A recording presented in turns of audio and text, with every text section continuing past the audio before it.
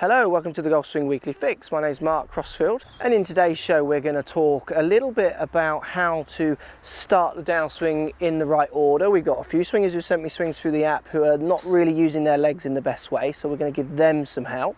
We're also going to talk about how to take the club away a little bit more successfully. Get lots of swings where people take the club too much from the inside and struggle with their backswings. So, got lots to do. Let's get stuck in. See if we can get you playing some better golf.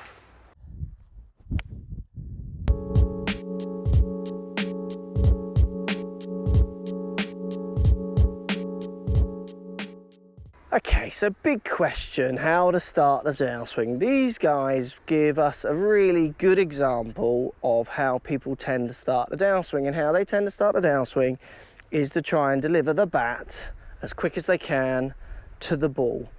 So if I'm going to throw a ball, let's say I'm going to throw one of these, I don't move my arms just to get the ball out of my hands and then start thinking about moving my body. There is a sequence of events that need to happen to get the most power and help with the direction and the quality of my throw, and it's the same in golf. There is a sequence of events that need to happen to get you hitting better shots. Now, I think most of you know this, and the sequence of events on the downswing as you start your downswing should be starting more from the ground up, as people call it. So starting down in your right foot, up through your right knee, into your hips, into your shoulders, down into your hands, club and through. Now, for both of these swingers, what we see, or for all these swingers, we see a very much a really clear example of getting to the top of the backswing, stuck slightly into the position they've got into, which is to do with their right knee, which we'll talk about, where they get stuck on the backswing. Then a downswing literally is the club pulling down, shoulders going forward, and then it's not until they get very close or even after the ball that their legs start to even get involved in the shot. This is going to affect quality of strike. It's certainly going to affect direction as well through the club pass. Look, for both of you guys, you need to start, for all of you guys, you need to start getting considerably more dynamic in your legs on the backswing and on the downswing. And what I mean by this, for the swingers here, what we see is they go to the top of their backswing and their right knee locks. As soon as that right knee locks out, it's going to be really hard for them to unlock it and spring off it. As soon as they make a backswing where their right knee locks, straightens up basically, so it kicks right back, locks up, downswing's always going to instigate a little bit more from their arms. So first port of call for you guys is making a backswing where you turn into your right knee. Try and feel like you keep the flex. Now, there's modern teachers that say you can straighten your right knee, and that is fine. You can straighten your right knee and still be very dynamic on the way down. But for you guys who are struggling to be dynamic on the way down, a good first stop is to try and have a little bit more bounce in your backswing to actually really start kicking off with your legs on the way down. If you find that you start using your hips better on the way down, your sequence improves. Straighten your right knee or not, it's not going to offend me. But for you guys to start off, you need to think about turning much more into your right knee. That's a conscious decision. You start with it flexed up the top of your backswing, start and feel like there's still some flex in there. Now, a good way of feeling this is to start with a lot more bounce in your legs. So people tend to wobble the club to get a feel of the club. They look up, backing down, lining up, trying to get relaxed and a feel for the shot. But you'll see lots of good players shuffling their legs around, so kind of stomp, stomp, stomp, stomp, stomp. So if I was going to hit a shot here, what's going to happen is I'm very much feeling the club. I feel my back in my posture, and I'm really feeling my legs. I'm kind of bouncing up and down, getting ready to move my weight around. So for both of you, I want you to feel the same. Start moving your legs around a little bit more at address. You might look silly, you might even feel silly. Just get those legs kind of loosened up a little bit more. Then you want to turn into a more of a flexed right knee to try and drive through. Now, the driving through part, the downswing and the driving through part, needs to come from your right knee. I have lots of success for this. So even if you don't think this is technically right, this actually gets people to trigger the downswing a little bit more with the hips. And what I want you to do, once you've started with that little bit more movement in your legs, once you've got to the top of your backswing, you feel that you've got that flex in your right knee, first movement is to try and get the right knee to fire over towards the left. This will push your hips out the way to allow room for your shoulders to start coming down into the ball. Even to the stage where you end the swing with the right knee feeling like it's touching the left. Because for both of you guys, the right knee is lazy to start. It's lazy to start because you lock on the way back. So to keep the flex in that and a bit of bounce in it. It'll help you feel where that right knee is to actually start to push it. And two, you need to consciously start to use your legs a bit more. It's got to be a deliberate action to try to start the downswing by just kicking that right knee over towards the left to move that weight more into the back of the ball. Hope that helps, guys. Let me know how you get on. Post comments down below. I'd love to hear what you got to say. So you need a little bit more fluidity at the start in your legs, not so straight legs, not so stiff, little bit of bounce. Conscious effort to turn into your right knee and then fire that knee towards your left knee. So right knee coming across onto your left. Feel like you've done it almost before you've hit the ball. Get your legs involved. So legs first, shoulders second, hands then club last. Hit those better golf shots.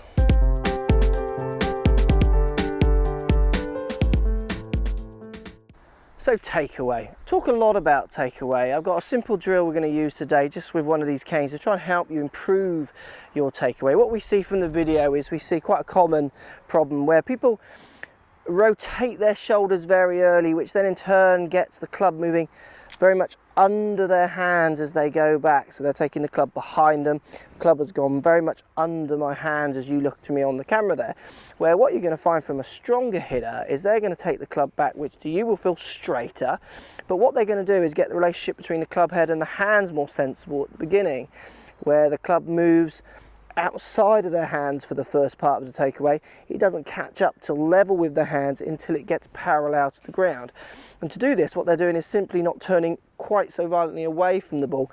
They're turning a little bit more with the ball for a little longer without using their wrists to take the club back. Now, to achieve this better takeaway, to help you hit straighter shots and get your club being delivered to the ball on a better path, what I want you to do is just literally take one of these canes, just about a club. I've got a 6-iron here, so a 6-iron behind the ball. Just take your setup with the cane and then push the cane into the ground at the angle that you would swing the club at. So I would be starting from about there. Now what I'm going to do is you can hit shots this way, but you've got to be careful if you're hitting shots that you're not going to come down and just whack this cane. But if you're confident that you can move your swing path to move it, definitely, or you can just practice swing with it. Literally just get that club moving back much more over the cane. Try and get your hands to feel like they're moving back towards the cane, but the club moves back over. For you, as we see on the video earlier there, is that as you turn your shoulders, you're just simply bringing that club way under the cane straight away, hands going under, sorry, the club going under your hands on the way back, which get you really stuck on the inside, attacking the ball quite violently from the inside as well. So to get a little bit more on plane or more directly onto the ball, use this drill, get that face, get that club just moving back from the ball that little bit straighter, it feels to you. But the key is to keep the club outside of your hands for that bit longer. Like I say, you can hit shots like this. You've just got to be confident that you're not going to whack the cane with your hands and hurt yourself. So be careful when you're doing this. Good to do some practice swings with it first, but it's a great way of trying to really get that backswing a lot more on plane or on path, on direct path, collision with that ball, hit straight shots rather than just whipping it under your hands and behind you so early. Hope that helps. Let me know how you get on with that little drill.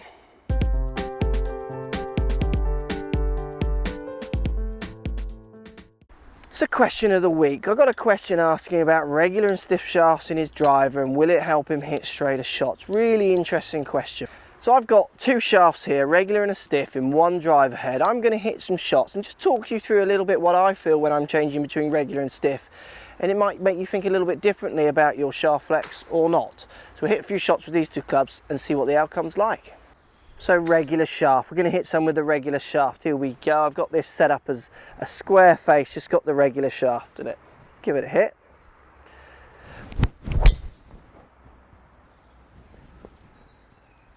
Okay, me hitting with a regular shaft in this driver, and I use a stiff in my driver.